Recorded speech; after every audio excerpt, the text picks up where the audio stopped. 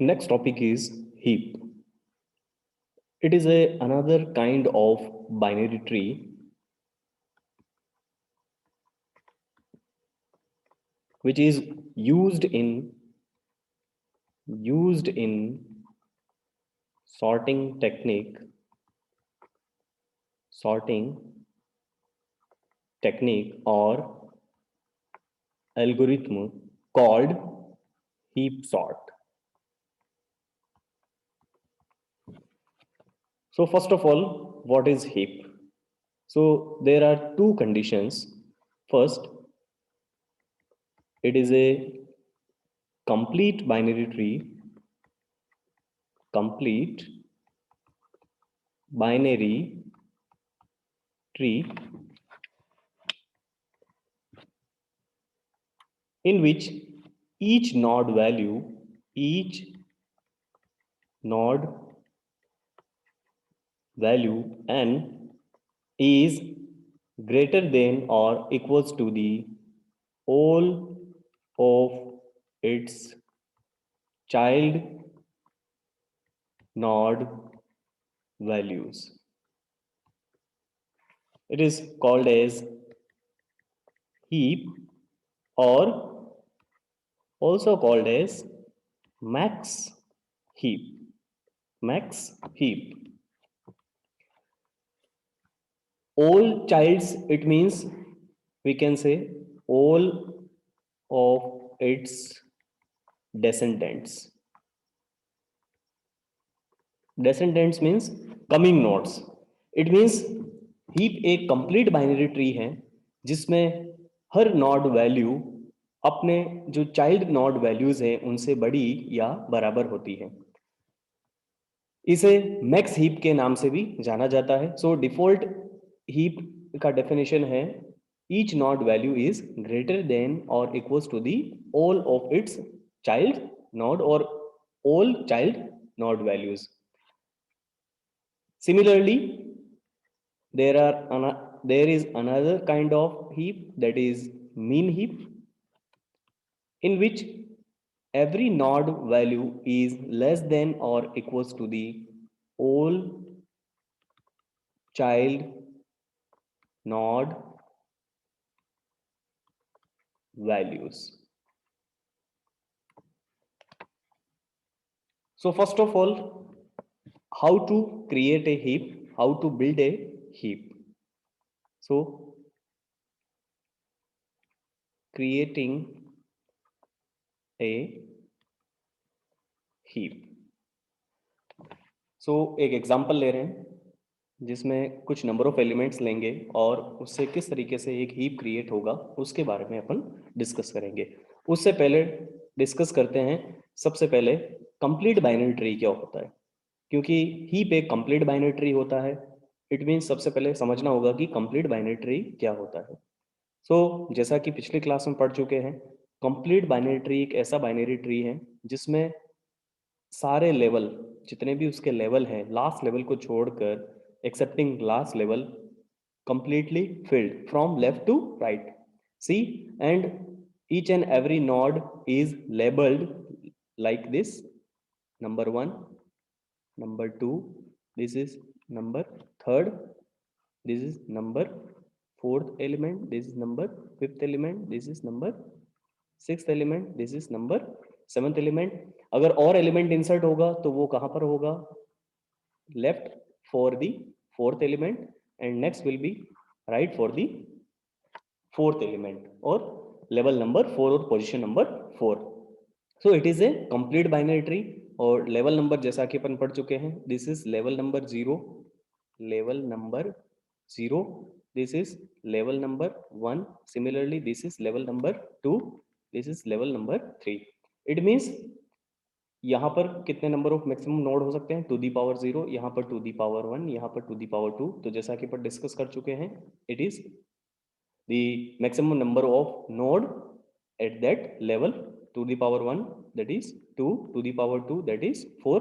तो जितने नोड होते हैं उस पर्टिकुलर लेवल पे, वो होने के बाद क्या होगा, अगर ज़रूरत है, रिक्वायरमेंट है, तो नेक्स्ट लेवल क्रिएट होगा। और जो लास्ट लेवल है, अगर उसमें एलिमेंट फिल होते हैं तब भी वो किस तरीके से फिल होंगे या किस तरीके से ऐड होंगे, from left to right, that is called as complete binary tree.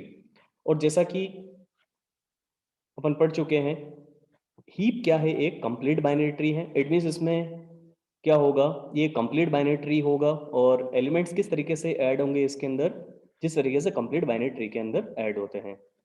लेकिन क्योंकि इसके अंदर क्या करना होगा, आपको दूसरी कंडीशन भी इसकी सेटिस्फाई होनी चाहिए, दैट इज कि जो ईच नॉड वैल्यू हैं वो क्या होनी चाहिए, जितने भी उसके चाइल्ड नॉड वैल्यूज है, चाइल्ड वैल्यूज, उनसे क्या होनी चाहिए, बड़ी या बराबर।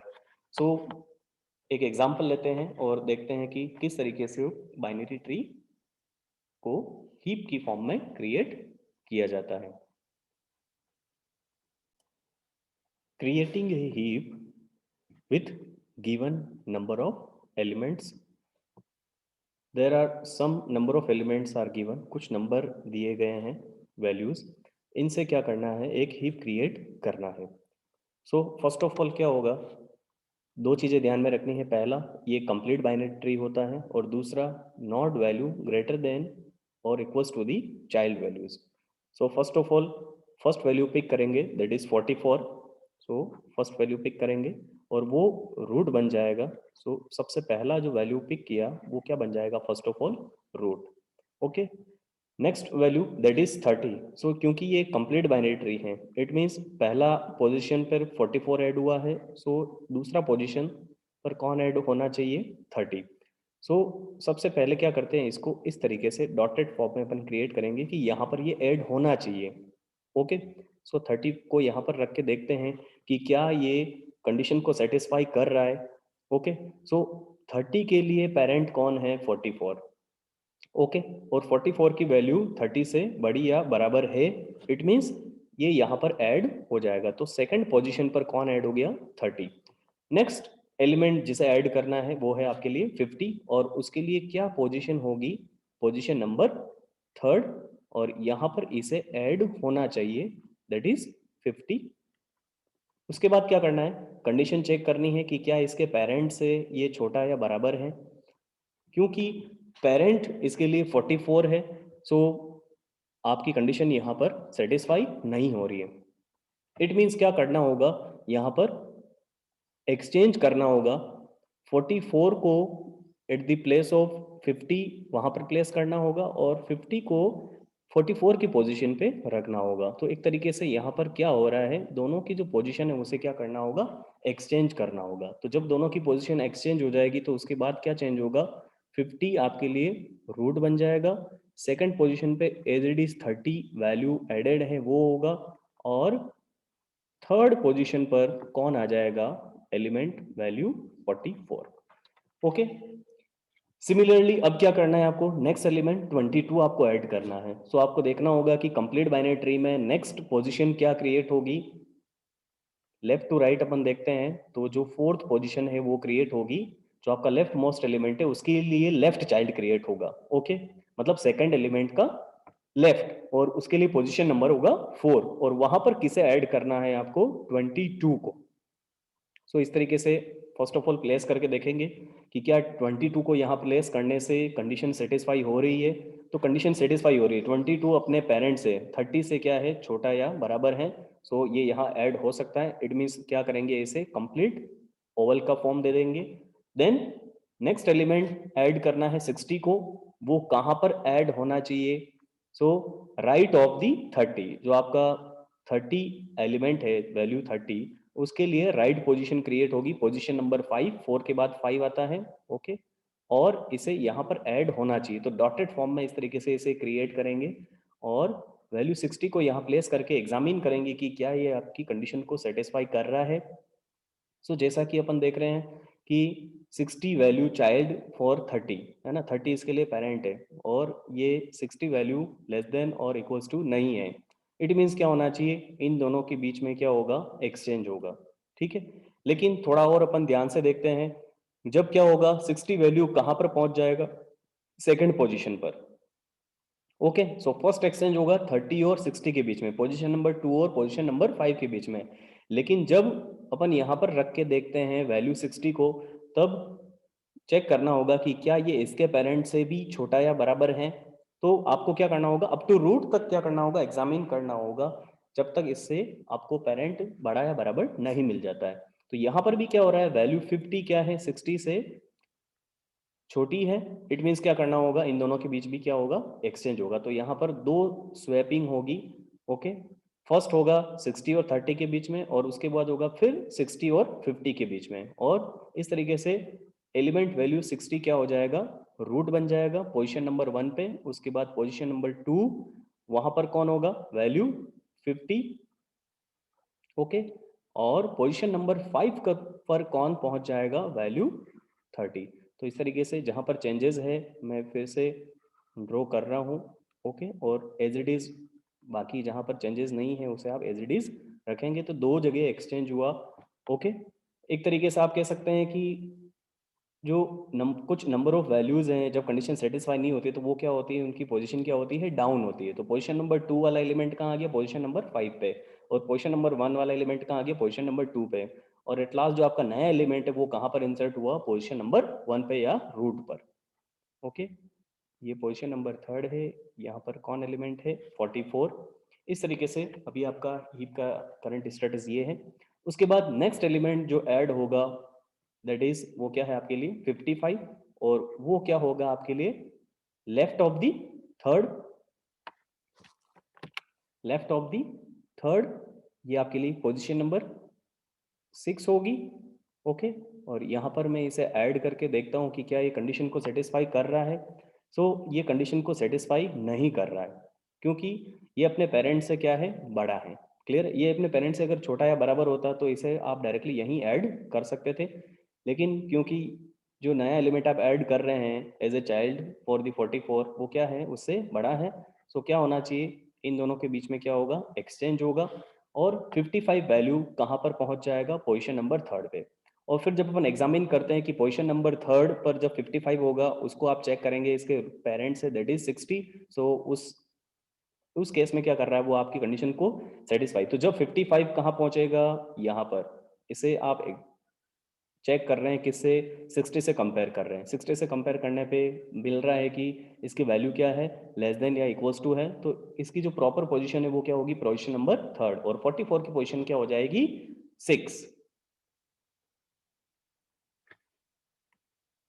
ओके, सो इसमें जो अपडेट्स है वो ड्रॉ करते हैं अपन फिर से कुछ इस तरीके से, वैल्यू 60, देन 50, देन यहाँ पर 55 प्लेस हो जाएगा, then 22, next is 30, and next is 44.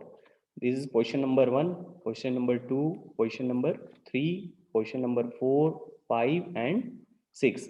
Next element add करना है आपको 77, और उसके लिए पोजीशन क्या होगी, पोजीशन नंबर 7 यहाँ पर ऐड होना चाहिए। ओके, 77 को यहाँ रखेंगे और एग्जामिन करेंगे इसके पेरेंट से। इसके लिए पेरेंट है 55। ओके, तो यहाँ पर कंडीशन क्या है, फॉल्स से सेटिस्फाई नहीं कर रहा है, तो क्या करना होगा, दोनों के बीच में एक्सचेंज होगा।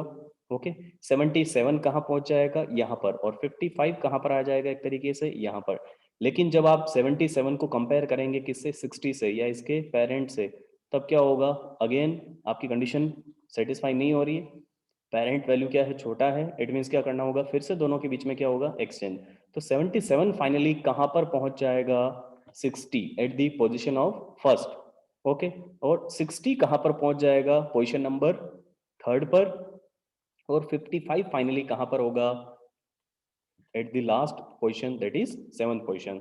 तो क्या क्या चेंजेस हुए, 77 रूट बन जाएगा, लेफ्ट पार्ट में कोई चेंजेस नहीं है, आप एज इट इज ड्रॉ कर सकते हैं। ठीक है, उसके बाद राइट पार्ट, पोजीशन नंबर 3 पर कौन आ चुका है, वैल्यू 60।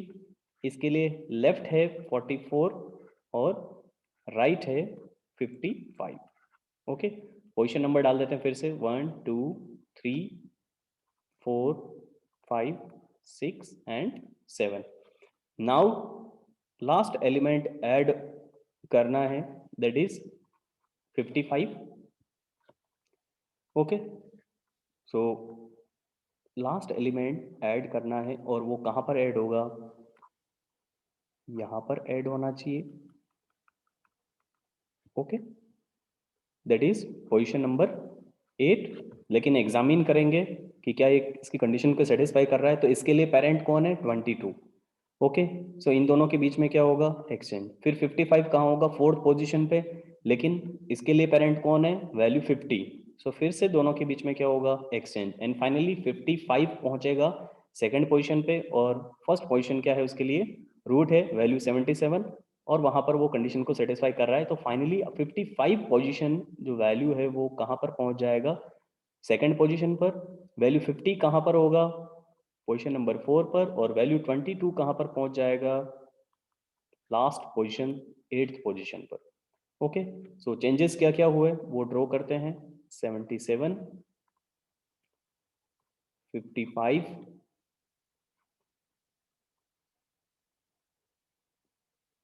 50,